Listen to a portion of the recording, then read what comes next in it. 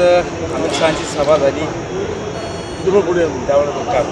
हो, हे बघा, काल जी अमित शहाची सभा झाली, असं वाटतं की जिथं जिथं त्यांचे उमेदवार कमजोर आहे, त्यांना नवीन ॲनालिसिस ज्यांना भेटत आहे की जालन्यामध्ये ते मायनस होणार, त्यासाठी त्या उमेदवाराच्या विजयासाठी त्यांनी अमित शहाला बोलून घेतलं. आणि काल ते भाषणात म्हटले की जर काँग्रेस निवडून आली तर राम मंदिरला कुलूप लावणार. त्यांना हे माहीत नाही की राजीव गांधी पंतप्रधान असताना राम मंदिरचं कुलूप राजीव गांधीने उघडलं होतं. त्यांना हे इतिहास माहीत नाही आणि खोटा सांगायचा आणि रेटून सांगायचा हे लोकांना माहीत आहे. आता 13 तारखेला 4 जूनला त्यांना माहीत पडणार काय आहे काय नाही.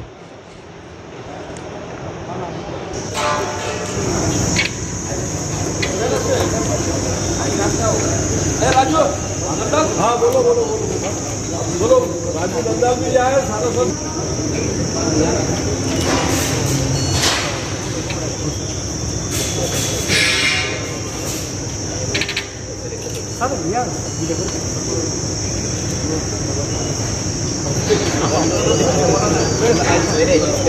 थोड़ा थोड़ा ऐसा है